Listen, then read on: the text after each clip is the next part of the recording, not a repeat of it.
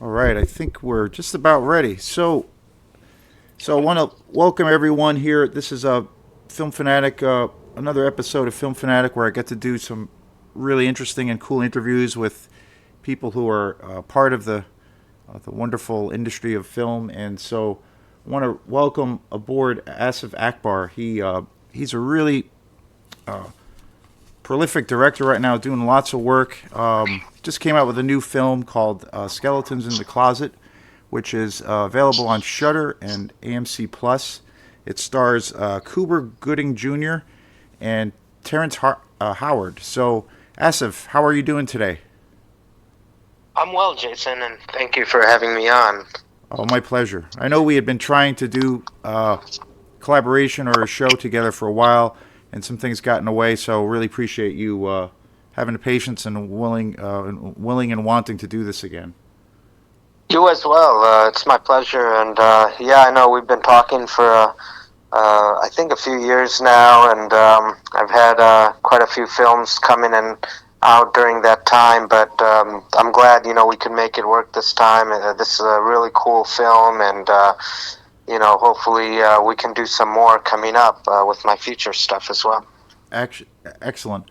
Um, and so I know, like from checking out a lot of your work, it seems like you kind of started out, or more so the last few years, a lot of the films have been more, I guess, more action driven, and you're starting to move into an area of where it's a little bit more in the horror genre or suspense style of filmmaking. I don't know if that's a correct kind of assumption. Yes, I've been very blessed to be able to do pretty much every genre type of a film out there. I've been very careful from even early on in my career to not get pigeonholed and boxed in to only, being a particular genre filmmaker or a style. I've evolved, throughout the years and matured as a filmmaker, and along with my years, I've been developing and leveling up in the quality of the work I do as well. And a lot of times, we make movies. I'm a career working director, and sometimes I have to make movies for the job.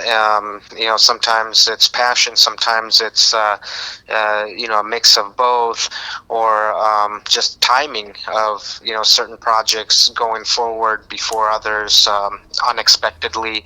It's a very interesting business we're in with making movies, especially Sure, commercial films. sure. But I do like the horror genre. I like action. I like sci-fi. Movies that I loved growing up watching, and I know that the mass audience is like those are just fun to make. And I've been very blessed to be able to get the opportunity to do them. Yeah, absolutely. And I've been really amazed and stunned by some of the actors and the quality of actors, Academy Award winners and whatnot that you've been able to work with. I mean, that's got to be such a tremendous experience.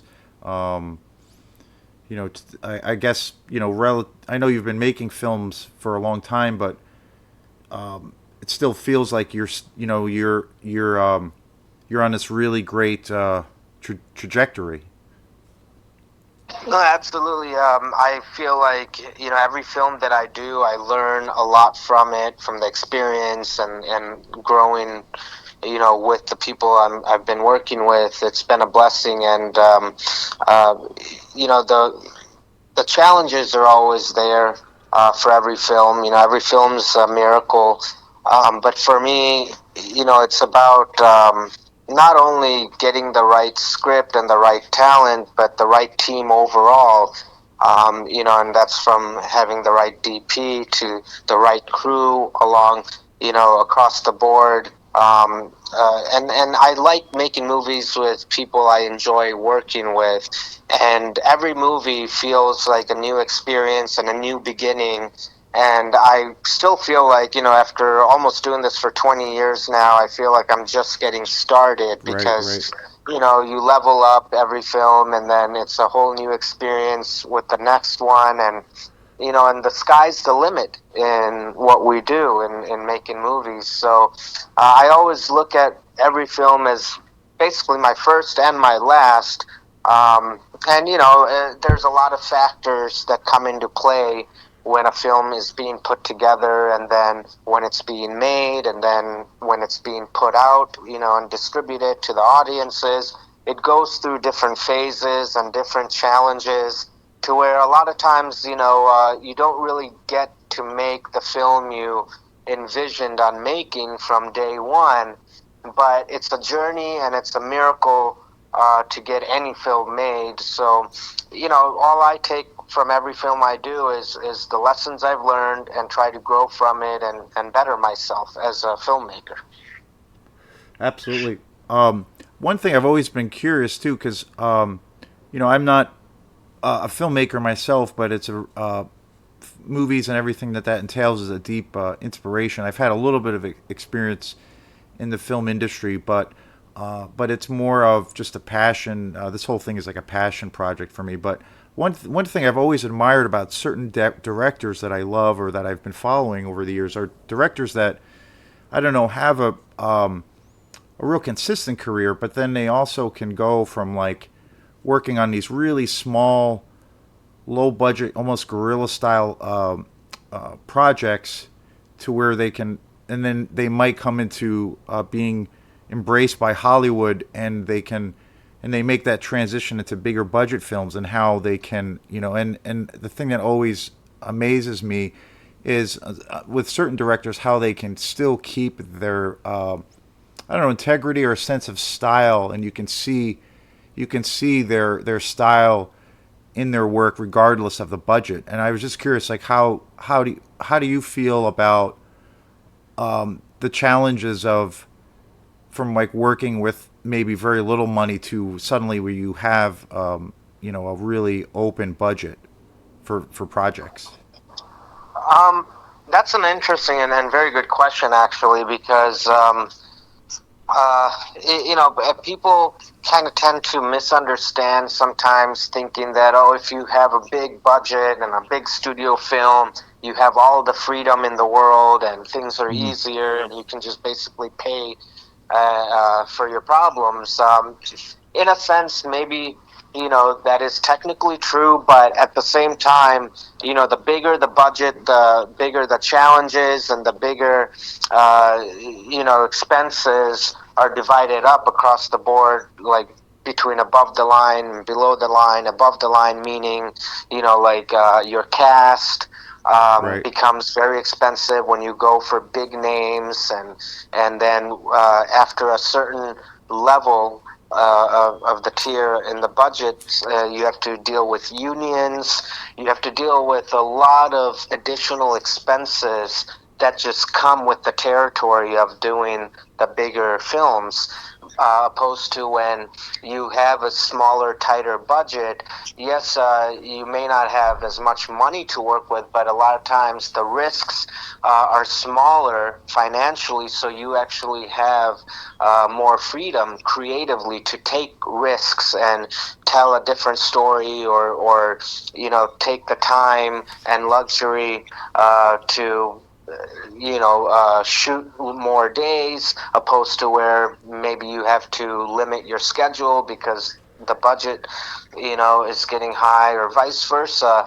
But the point is, every story that I know of can be told for any amount of budget. It's just about how you utilize what you have to work with creatively, and how you decide to tell that story.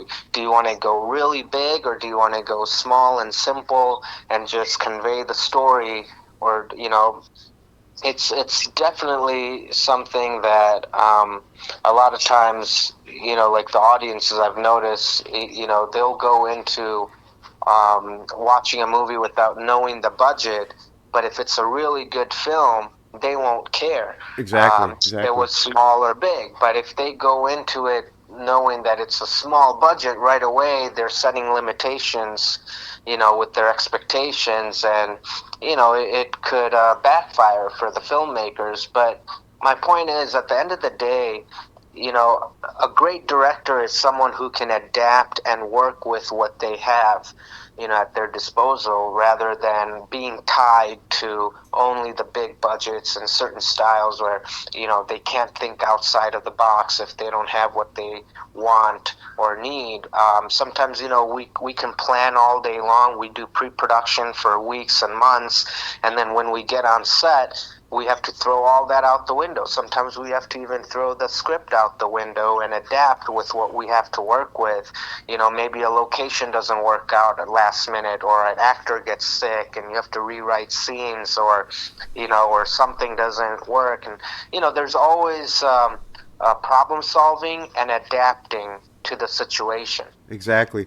And one of the biggest things, I myself am a musician, and I, attempt to, have a music career, but and I, I've always, like I said, I've always been really into film, and I have, I had a little bit of experience years and years ago where I did a short little film that was about, ended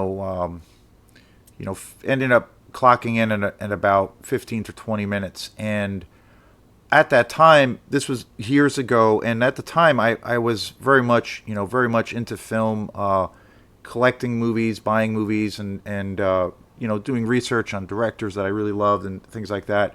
Um, and so I just kind of learned things to that at that capacity. But what I realized, that experience for me, just personally, was really great, and wonderful. But I it gave me a new, uh, kind of profound respect for filmmakers, because at that point I realized, well, it increased, my this my love of film, but it gave me a whole new respect for filmmakers, because I started to really think that, when you look at the arts as a whole, whether someone is into dance or painting, or they are a musician or a filmmaker, whatever it is, poetry.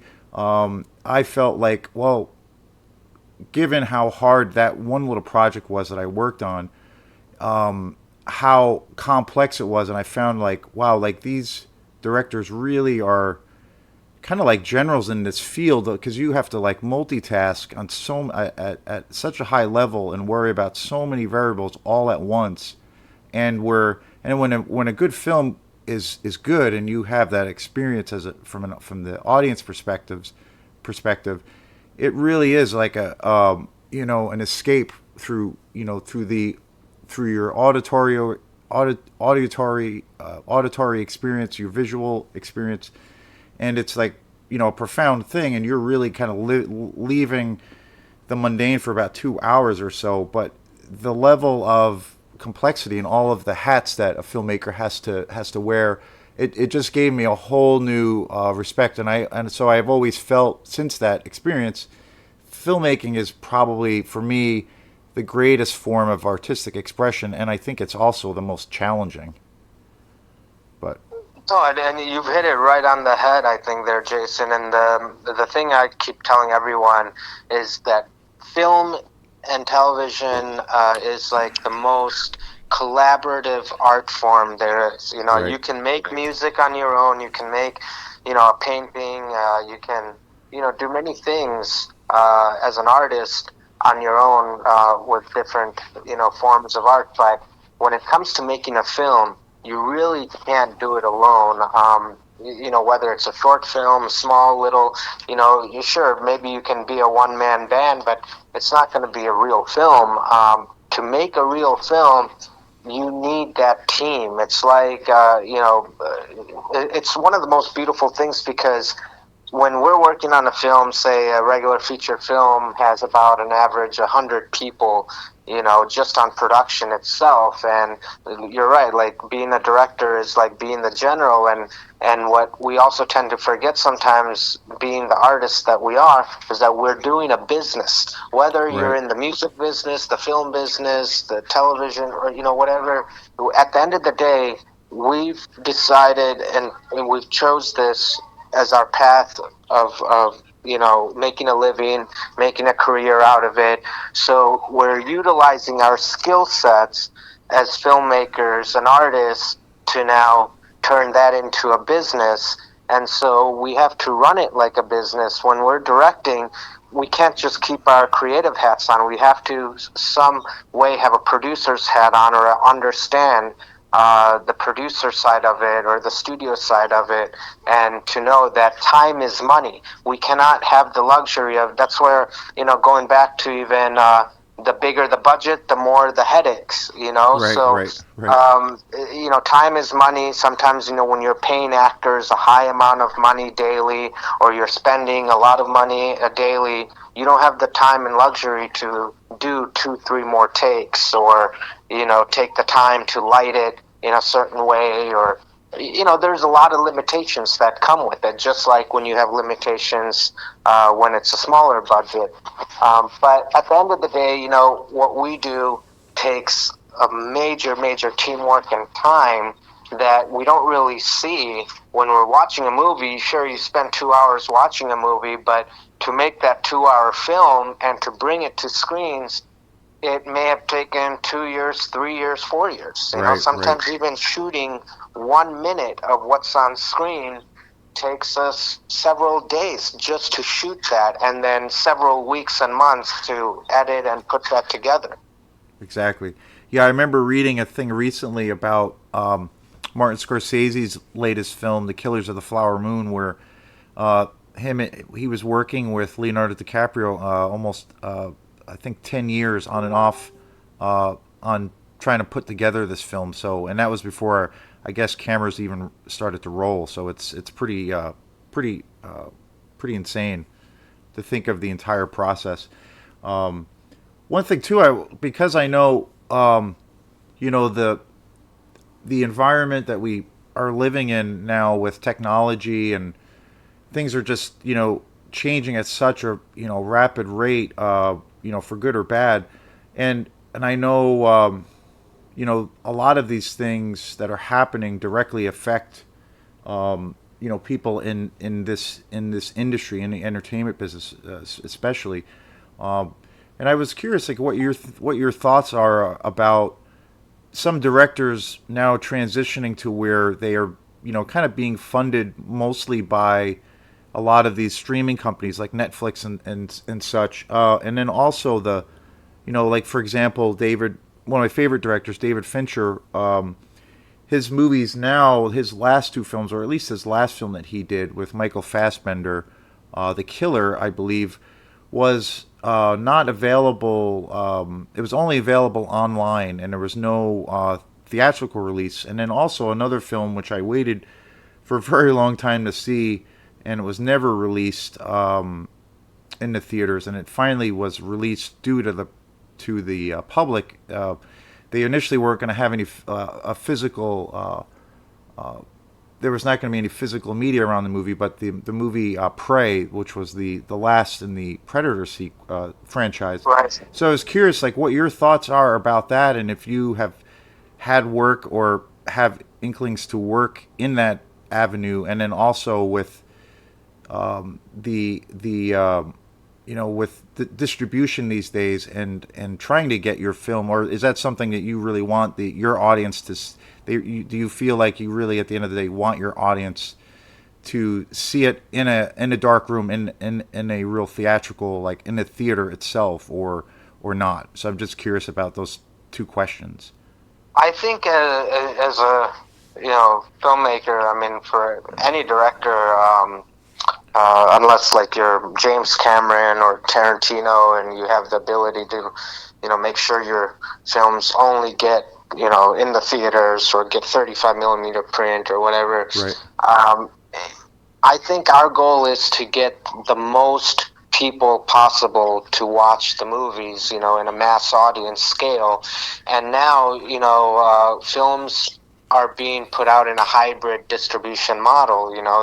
They do theatrical, they do VOD, streaming, digitals, all of that. Some even still do DVD nowadays, but you don't really rely on those. Some of the theatrical films that we see that are the bigger theatrical films, they have to always put aside at least 50% of the budget of making the film into also the PR and PNA of releasing it out in theaters. Wow. Okay.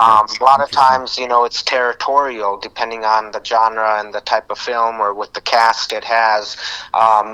They decide on if that film is proper for that territory to go into theaters or not. Is it worth spending that extra money, or is it better to just put it out on a streaming site where there will be a guaranteed audience.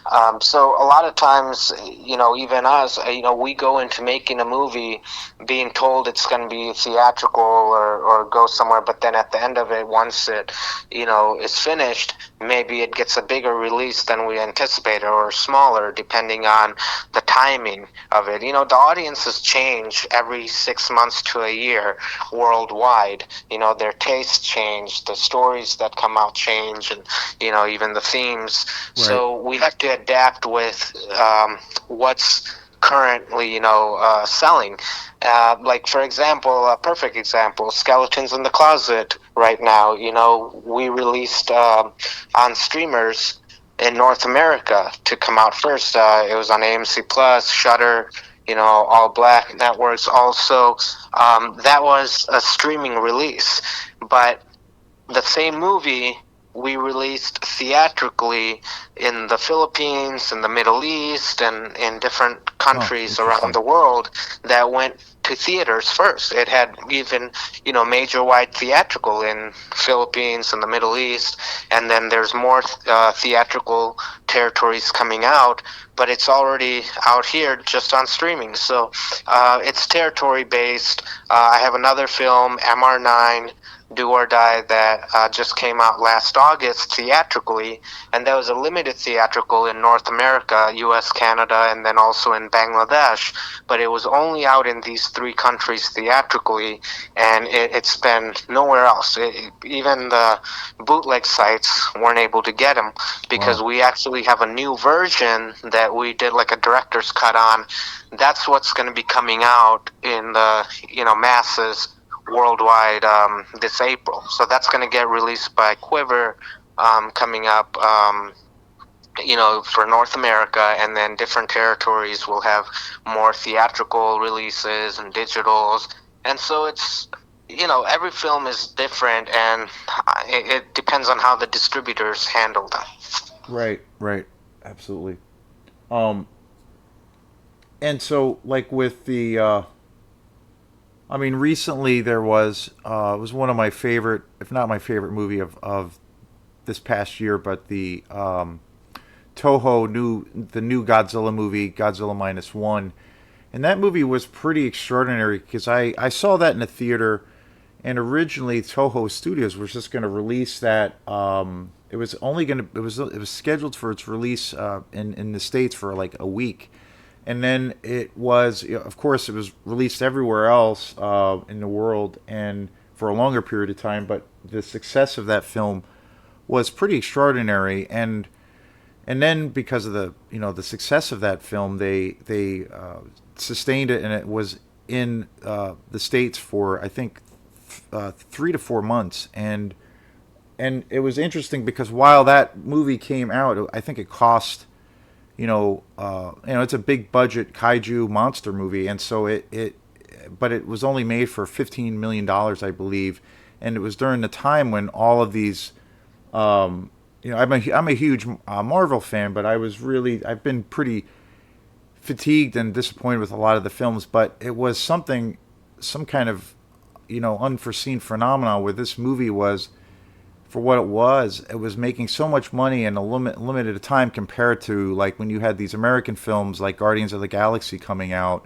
and there was almost this outcry from the public at one point. I think there is of maybe Hollywood to a degree could like look at that and say, well, you could make some really good things without maybe necessarily having to spend an extraordinary amount of money, and maybe focus a little bit more on originality and characterization. So it was an interesting phenomenon. I was curious too, like when you're do you think it's because of the complexities now that the market in the US itself to get people to get your film distributed, but to just get bodies in the seat, people to go to theaters.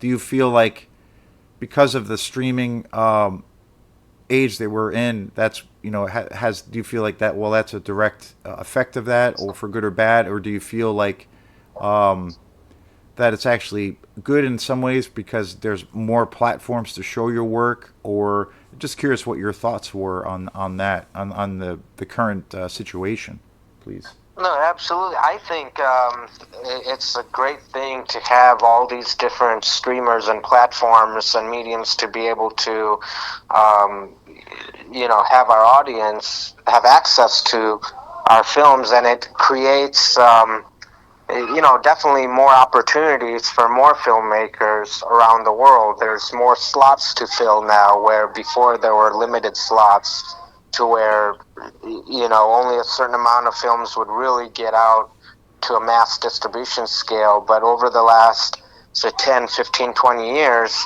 with the digital age, it's changed and it's given more filmmakers opportunities. I mean, to be honest, I don't think I would be at the level of a filmmaker I'm at today with working with some of the big talents and bigger budgets if it weren't for the streamers. If we were stuck in the theatrical and DVD era, sure, there would be probably less films and more budgets for certain films. That's the other thing. I mean, Hmm. there's a balance. You have to give and Right, take. right, Certain right. things, like now there's a lot of product being made. Anyone can make a movie if they have a camera. I mean, you can make a movie even on your iPhone and distribute it.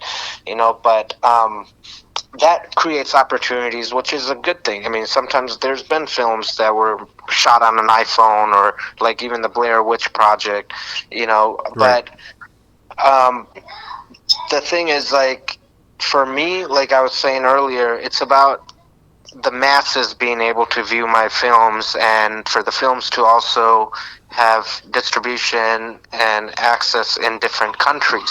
Before, that was more limited for worldwide distribution and for the mass audiences. Now the culture's kind of changed a little bit too in our society, where people like to stay home and binge watch things, or watch things, from the comfort of their cell phone while traveling wherever. I mean, it's like a 24/7 in the palm of your hand access, Hmm. which is really good for us because we're getting our movies seen, and we're having more and more opportunities to fill more slots. Where before a commercial director like myself may only make one or two movies every couple years. Now, we're able to make at least maybe two movies every year or more, Interesting. Okay. because we have to fill more slots.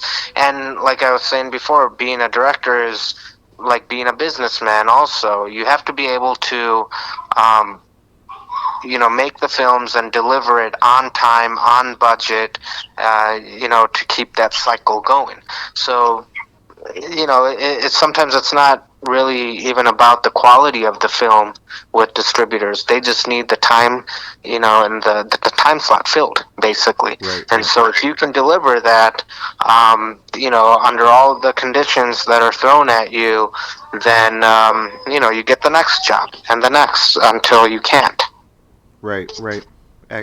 Yeah, very, very interesting. Yeah, very, very cool. Well, this is like really wonderful, a really wonderful kind of, behind the scenes, behind the curtain kind of viewpoint because it's not too often get the opportunity to talk to a, real active, prolific director right now and getting that perspective.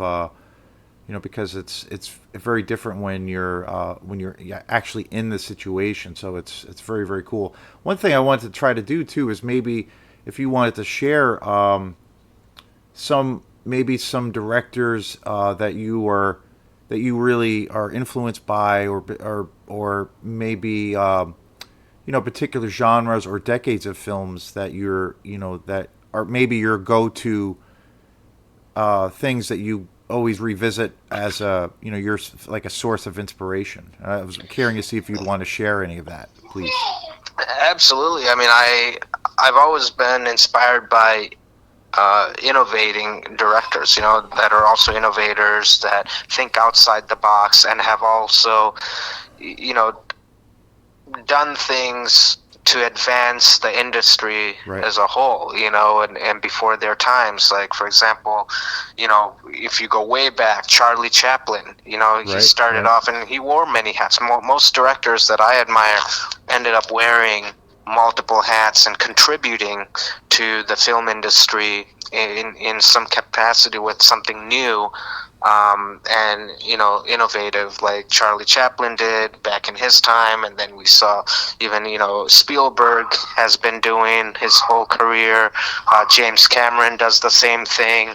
Zemeckis. I look at a lot of the old classic directors that have shaped the way for us to kind of start thinking that way and utilizing the technology that we have at our disposal today to be able to, not only use those, but to try to advance and be forward thinking, and how we can continue to maybe think outside the box and deliver something new for the upcoming generation. So that's my inspiration, and that's why I feel like the sky's the limit, is because every film I do, I want to do something new that I haven't done in my previous film, and that's a way of growing as a director. And I think a lot of those directors I've mentioned that are innovators, they've always kind of had that same mentality where they want to do something they were either told they couldn't do, or Hmm. they've never done before, or others have not done before. And that's kind of what's always inspired me, and I've kind of seen that pattern throughout even my career and life. Is most times when I chase something that I should be afraid of because I haven't done it before, or I don't have the experience with it, or it's something completely new. People might call it delusional, but it's only delusional until you prove it, right? Right. So Right. Exactly. um, that's my biggest fire, is like being able to accomplish something that I know will be challenging, but once you accomplish it, you're there, and then you're ready for the next challenge. Exactly. And one of this is more, I guess, more of a question for myself, but I know you worked with the great and legendary Mickey Rourke, correct? Oh yes, yeah, that was I was the just film The curious. Commando. I was just curious, like what I mean, because kind of one. I mean, a legendary director, a legendary actor. I mean, my probably my two favorite films. I mean, he's been in so many great films, but probably my two favorite films that he was ever in was Angel Heart with Robert De Niro and Lisa Bonet, and then The Pope of Greenwich Nice. Village, which is just another amazing film and Oh yeah, I'm testimony to surprised you didn't say The Wrestler. I mean, that The was my Wrestler. favorite Yeah, film of the year. that's a fantastic movie. But just the especially early on in his career, Right. how diverse he was, and I was just curious, like how was it like working with him and being around him and his kind of his his like kind of crazy reputation throughout the years. Yeah, no, I can say Mickey is definitely an interesting guy, but I mean, I got along with him very well. I mean, he's one of those guys, either you love him or you hate him, and he's just a straight shooter. Right. Old classic, old school guy. That's no BS. And if he knows that you know what you're doing, then you'll have the best Mickey Rourke. I mean, that's what I was blessed to be able to have. We had a very limited schedule, and he showed up, and he was at his best, and he delivered. I mean, he was, a very pleasurable actor to work with. Actually, I actually learned a lot. Not only learned a lot, but he was very respectful, and showed up and did the work and respected me as a director, and shared a lot of stories. I mean, and any actor like that, I mean, you just have to be around them like a sponge and Right. soak up every second and every conversation and every moment to learn. I've had the same, with Terrence Howard, Cuba Gooding Jr., Mel Gibson. I mean, all of them. I mean, Michael J. White. I mean, all these. Yeah, that's amazing. legendary actors that have been around for decades. Working with the best of the best. They all love to share these stories, and rightfully so, because I mean, they're one of a kind, and for me, the greatest thing was, even with Mickey Rourke, was being able to see how his mind works as an actor, and how he approaches, the characters and the scenes. And as a director, that's very helpful. I mean, you learn uh, most of directing really through actors, and that's where I learned most of my directing early on in life, was being an actor, because I used to be a child actor. And even when I was going through school, and going through college to get my bachelor's degree in film, we had to take acting classes, even Okay. though my emphasis was in directing. Because you have to be able to understand different characters, and be almost like a psychologist. We had to take psychology classes in film school as well, Wow, very because you have cool. to be able to understand the psyche of these different characters and people. So that to me is fascinating, just to see how an actor's mind works, and they all work differently, to an extent. But Mickey Rourke, I mean, he for sure was very interesting, and especially with his background and where he Right, comes right. from and everything. Very, yeah, super fascinating. One other thing too, it was more of a, it was a kind of a point that you brought up before, was like, you have to really, as a filmmaker, you have to, obviously be very ready to adjust to, all of these obstacles or variables that will come up. But like in a predicament, which I've always been curious about, and something I've always wanted to ask someone in the industry like yourself, when it comes to like, say when, because I know it's been a thing that's happened recently in, well, one movie in particular, the new Blade movie that was supposed to come out, where the script was, it was all set to go, and then suddenly it was green, it was, they had the green light at first, but then there was a lot of problems, and then they decided to basically throw the script out and rewrite it and do all the work that was needed.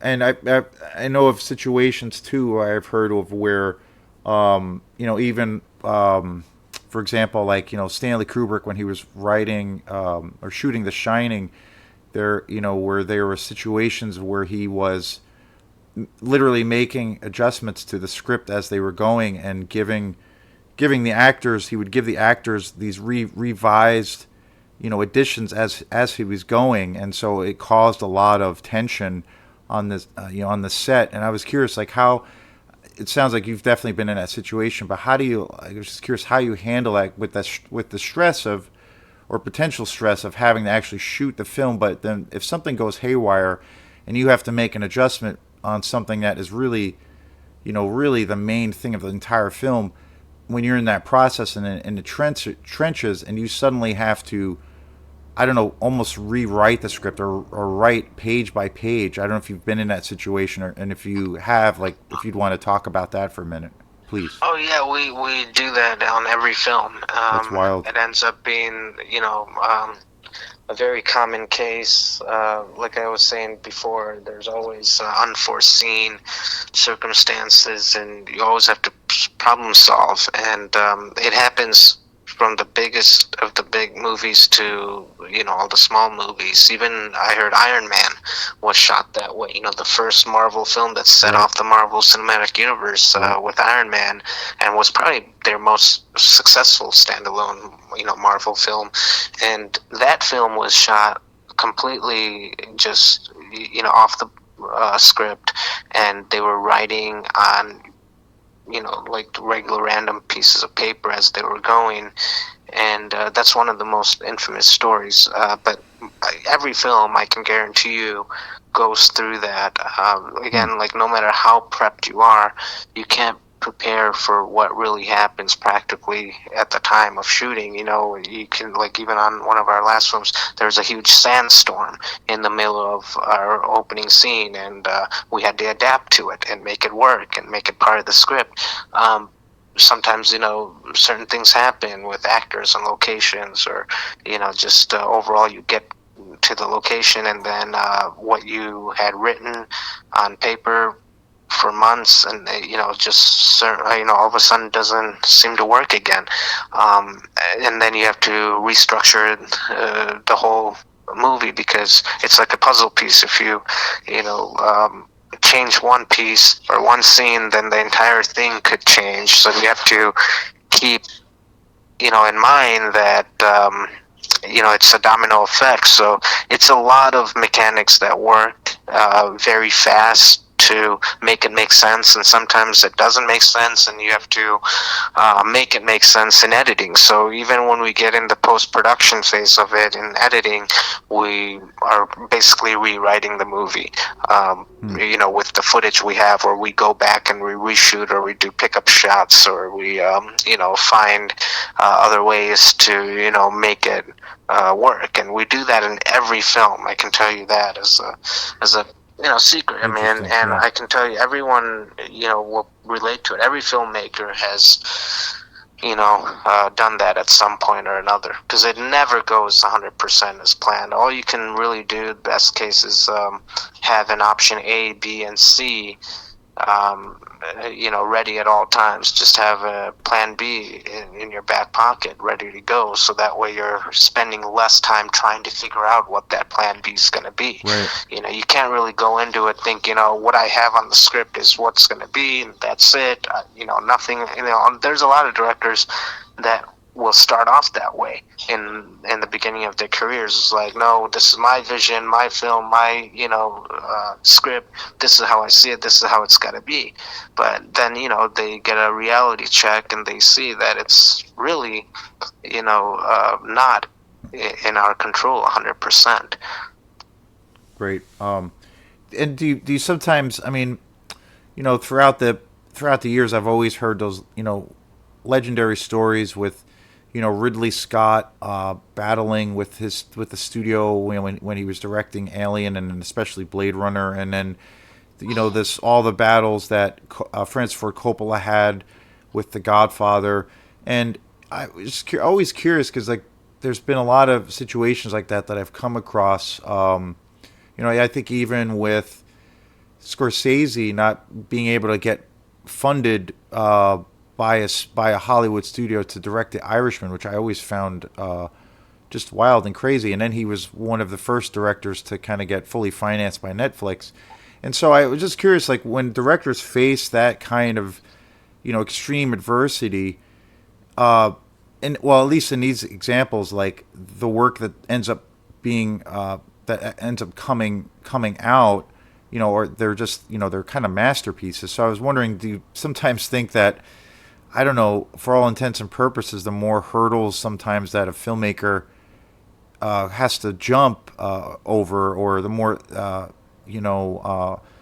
obstacles, in some strange way, it almost makes the art stronger and more long lasting. I don't know. Just curious about that. Yeah, no, absolutely. I've been in those circumstances as well, and sometimes it becomes bigger and better with time, or with fixing it, because a lot of times when you're being said no, you yourself reanalyze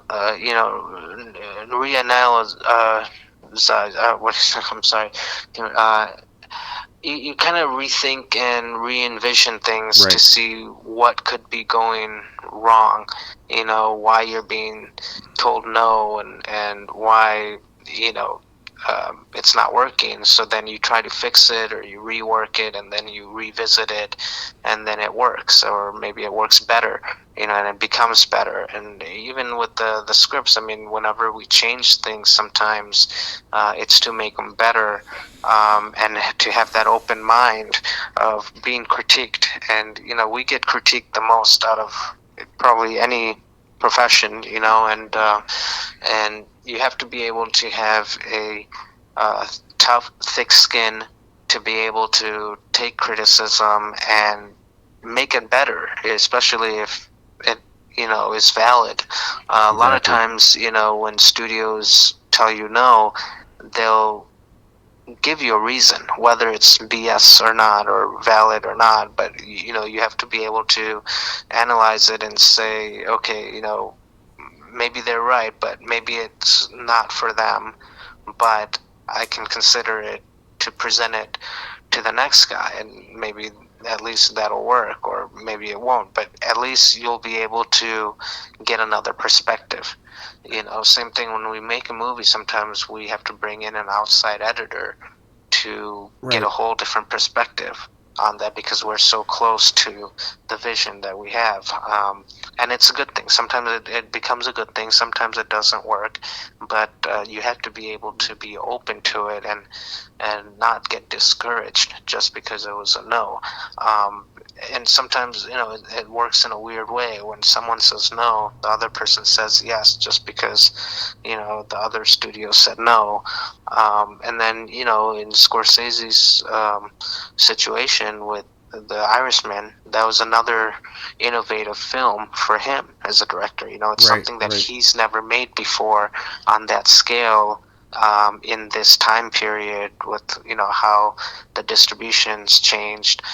He took a risk by making a big budget with big cast, where he was also using new technology to de-age Right. them, That's right. and it was a whole different style of filmmaking than what he's been doing in the past, with different studios and different executives. A lot of times the executives change, and the new generation comes in, and they have a different vision and idea, where they don't want to deal with the old folks anymore. They want new vision.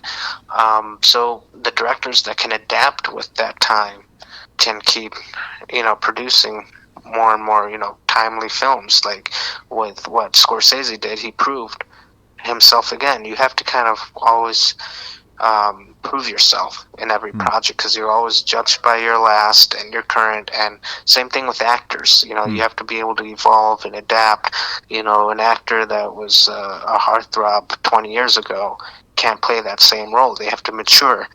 Same thing with directors. I feel like you have to keep maturing and evolving to keep up with the times. Otherwise, Right.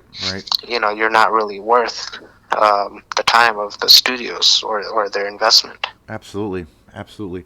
Um, since we're closing up on almost an hour, I wanted to talk about like if I know you're in the middle of this this current movie project that's out right now, available to the public.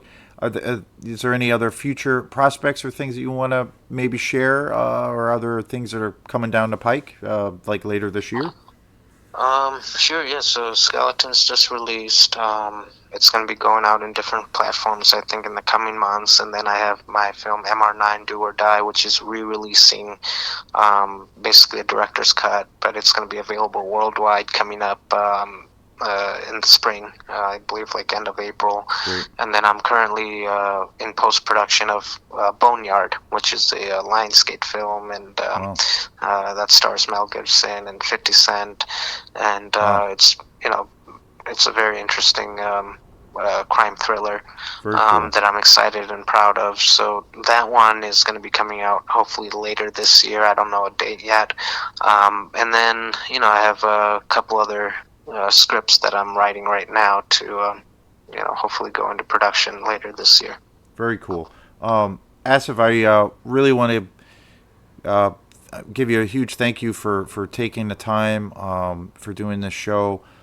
Very, very interesting, very insightful. Again, that's the thing I haven't really had the chance to do, and it was something I've been looking forward to doing. Was like getting the perspective from someone who's like living and breathing, working in the trenches as a filmmaker, and what that whole entirely different perspective, which we don't really, from a fan, you just don't really hear that all that often. So thank you again, for this really cool conversation and taking the time. No, my pleasure, Jason, and thank you All for your right. time. And best of luck with everything, and hopefully we'll catch up again soon All in the right. Thank future. you, sir. Same to you. All right, Have a all great right, day. thank you. Bye. You too.